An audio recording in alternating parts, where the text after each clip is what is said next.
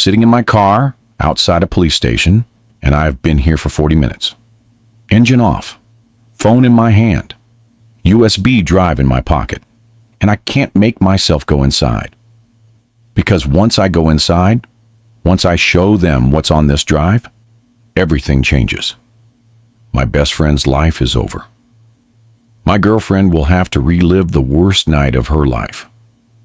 And I'll have to live with the fact that I brought someone dangerous into our lives and never saw it coming. I'm 26 years old, and 3 hours ago I watched security camera footage that showed my best friend, the guy I've known since we were 14, the guy who was supposed to be my brother, dropping something into my girlfriend's drink at a party 2 months ago. I watched him do it. Watched him look around to make sure no one was watching. Watched him drop something small into her glass while she was turned away, talking to someone else. Watched him stir it with his finger. Watched him hand it back to her with a smile when she turned around. And I watched her drink it. Watched what happened after. And now I can't unsee it. Can't unknow it. Can't go back to the version of reality where my best friend wasn't capable of something like this. Let me explain how I got here. How I ended up with this footage. Because the way I found it is almost as disturbing as what's on it. 2 months ago, my girlfriend had a terrible experience at a party. We'd gone together to a friend's birthday thing at their apartment. About 30 people, music, drinks, pretty standard weekend gathering. She'd been having a good time, dancing, talking to people, having a few drinks. Then suddenly she wasn't okay. She got disoriented, dizzy, couldn't stand up properly. I thought maybe she just had too much to drink too fast. She's not a heavy drinker, so it seemed plausible. But it came on so suddenly. 1 minute she was fine, the next she could barely form sentences. I got her out of there. Took her home. She was sick all night. Threw up. Couldn't remember parts of the evening. Had these weird gaps in her memory. The next day she felt awful, physically and emotionally. She was scared. Said it didn't feel like being drunk. Said something felt wrong.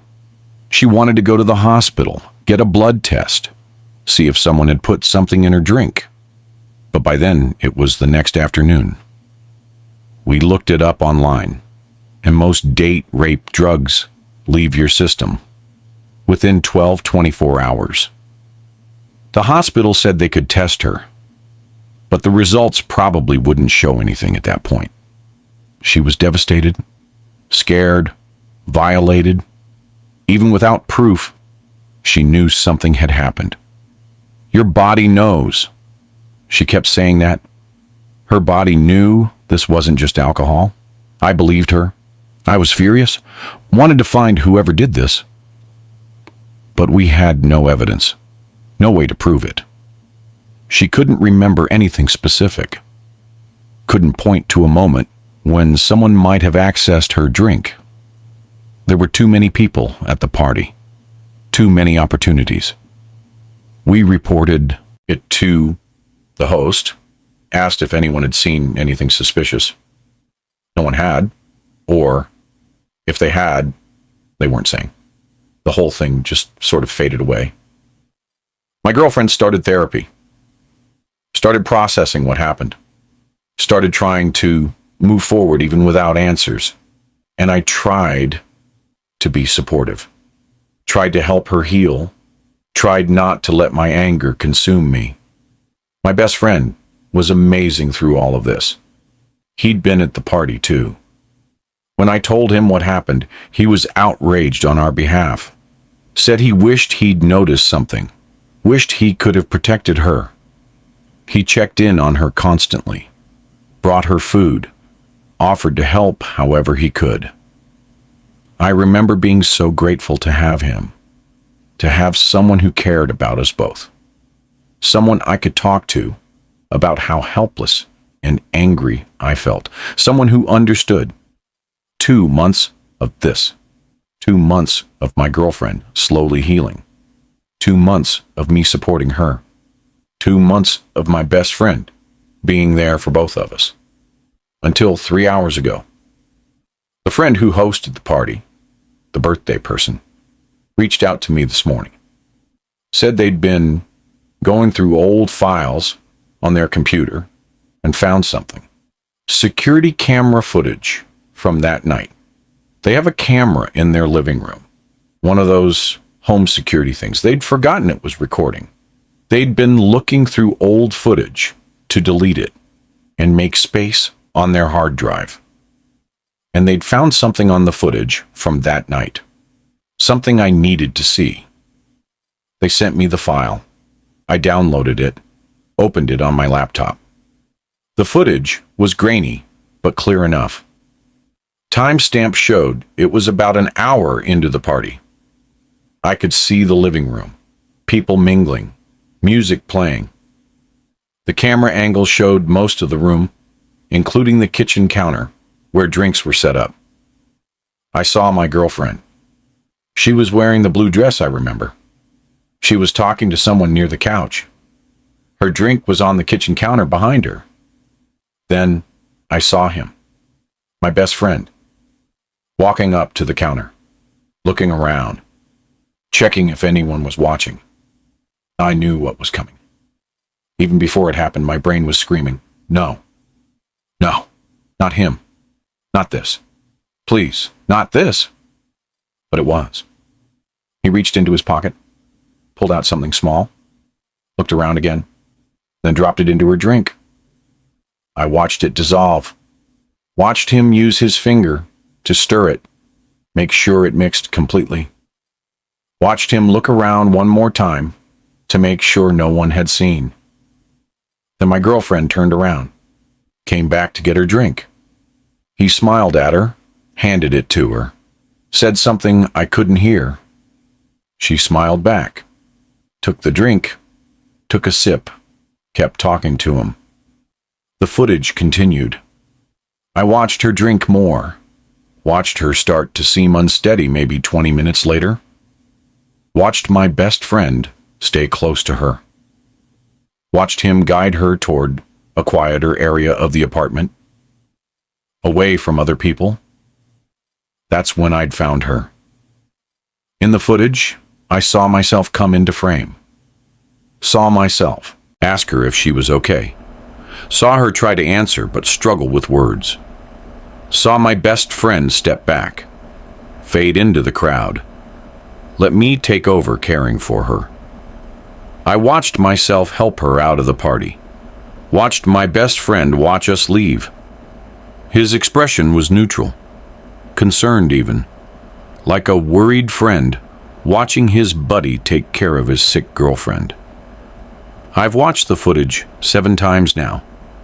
Each time I see something new, some small detail that makes it worse. The way he positioned himself to block the camera angle with his body when he dropped something in her drink.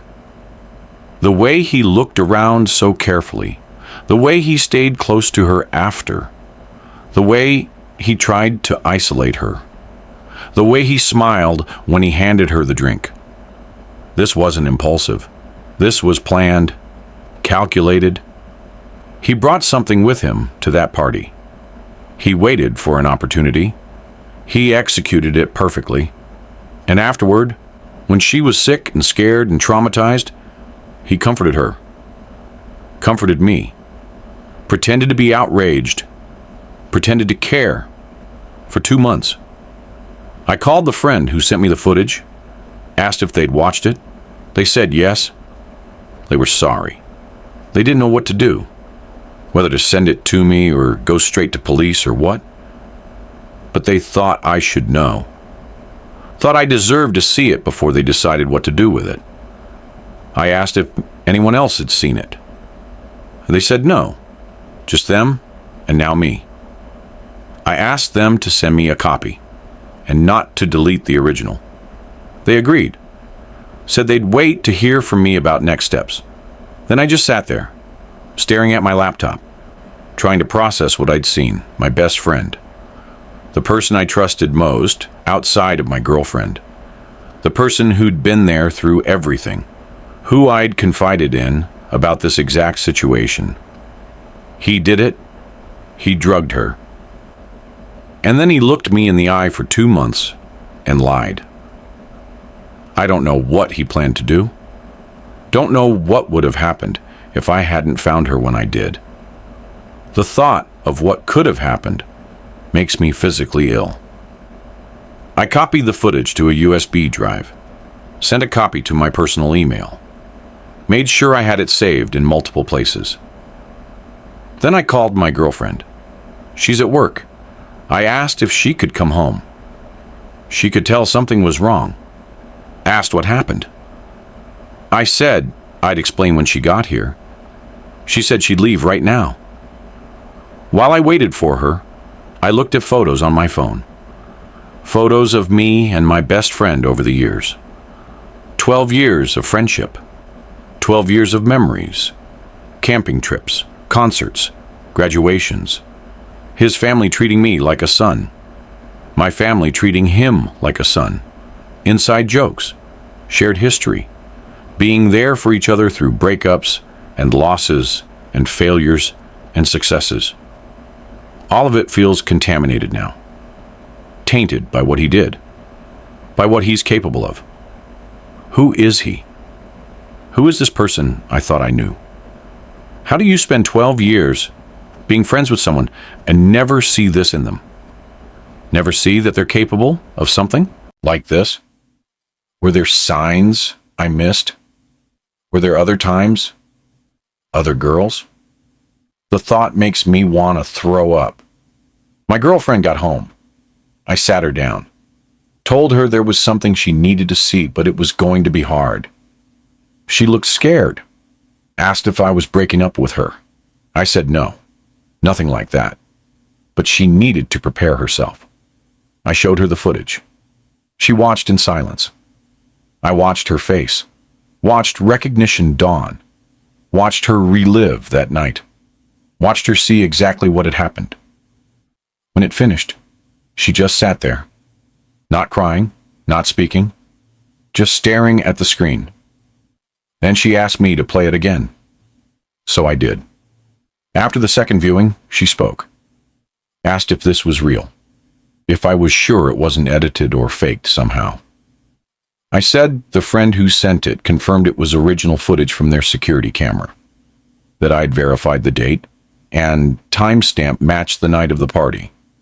She asked who it was. Who'd drugged her.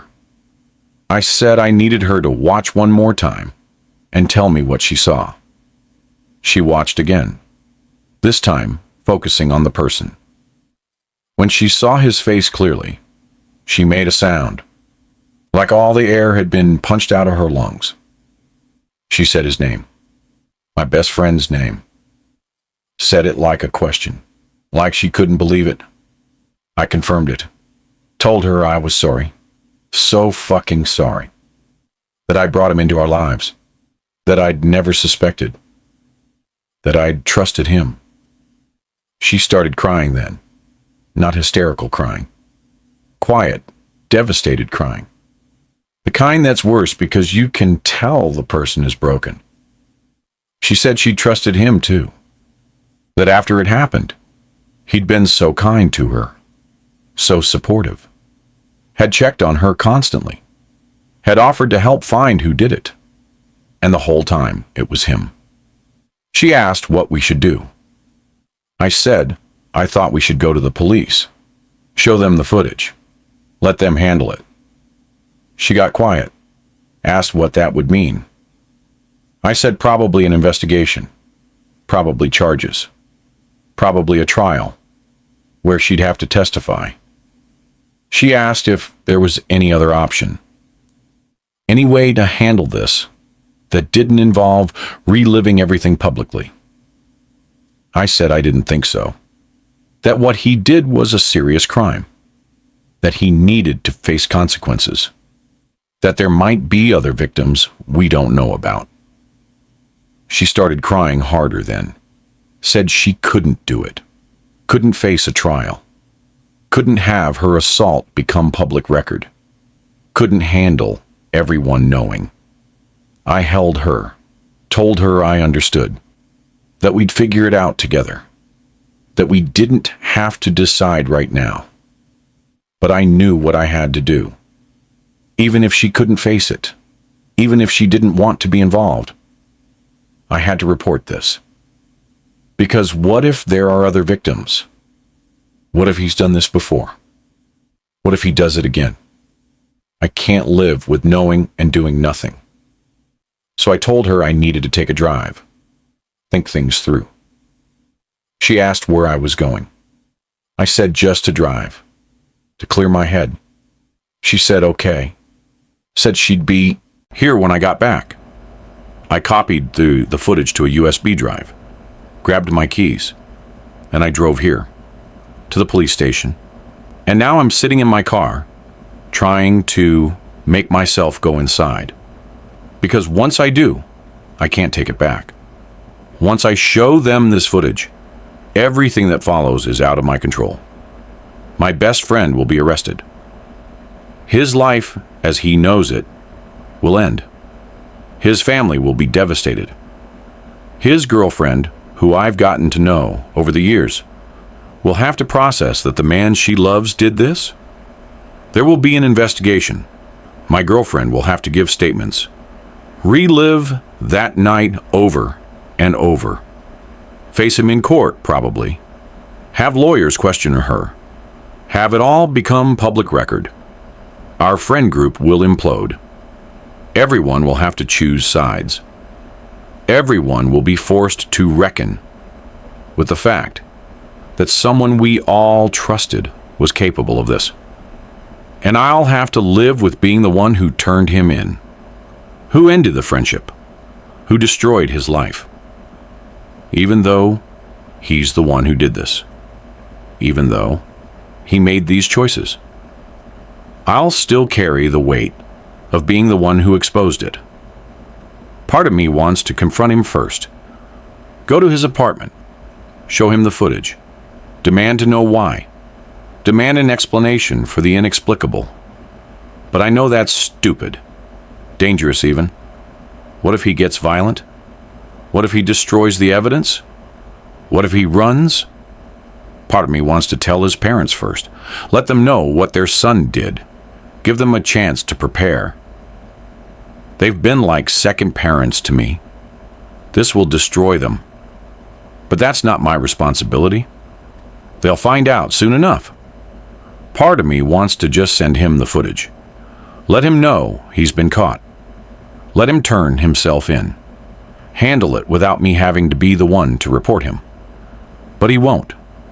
I know he won't. He's lied for 2 months. He'll lie more. He'll deny. He'll make excuses. He'll never take accountability unless he's forced to. So, it has to be me. I have to be the one to go inside, to show them the footage, to start the process that will end his freedom, and maybe get my girlfriend some justice. I keep thinking about all the times over the past 2 months when we talked about what happened. When I vented to him about how angry I was, how helpless I felt, how I wanted to find whoever did it and make them pay. And he listened, sympathized, agreed with my anger, helped me process, the whole time knowing he was the one, knowing he'd done it, knowing he'd hurt someone I love and was getting away with it. How does someone do that? How does someone live with that level of deception? I think about that night, about what he planned to do, what he would have done if I hadn't found her when I did. The footage shows him trying to isolate her, trying to get her alone, away from witnesses, away from help. What was he planning? What did he think would happen? Did he think she wouldn't remember? That the drugs would make her forget? That he could do whatever he wanted and face no consequences? Or did he think I wouldn't believe her? That even if she said something happened, no one would take her seriously without proof? Either way, he was wrong. And I have the proof. My phone is buzzing. Text from my girlfriend, asking if I'm okay, asking where I am. I text back that I'm at the police station, that I'm going to report it, that I'm sorry, but I have to. She responds immediately, says she understands, says she's scared, but she knows it's the right thing, says she loves me, says she's proud of me. That gives me the strength I need. I grab the USB drive, get out of the car, lock it, start walking toward the station entrance. My hands are shaking. My heart is racing. I feel like I'm going to throw up. But I keep walking, because 12 years of friendship doesn't excuse what he did, doesn't protect him from consequences, doesn't obligate me to keep his secret. He drugged my girlfriend. He violated her. He traumatized her. And he lied about it for 2 months while pretending to care. That's not friendship. That's not loyalty. That's not brotherhood. That's predatory behavior. That's criminal behavior.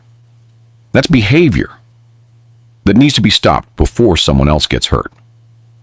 I walk through the doors, approach the front desk, tell them I need to report a crime, that I have video evidence. They take me to a small room. An officer comes in. I explain the situation, show them the footage.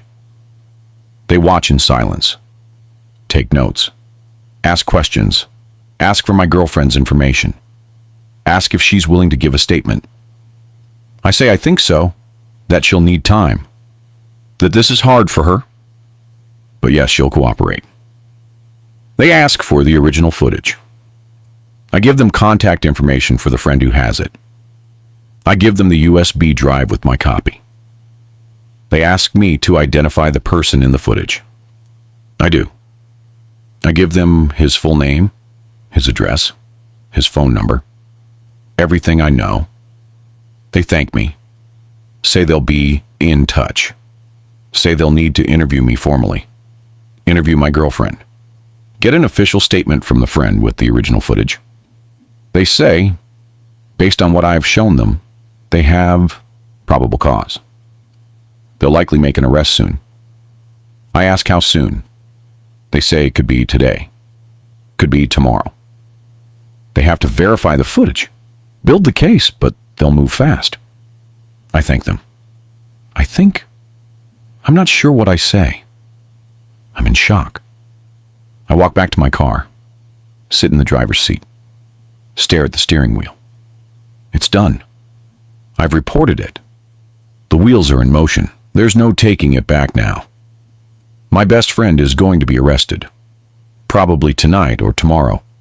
He'll be charged with drugging someone. Maybe attempted sexual assault. Maybe more, depending on what the DA decides. His life is over.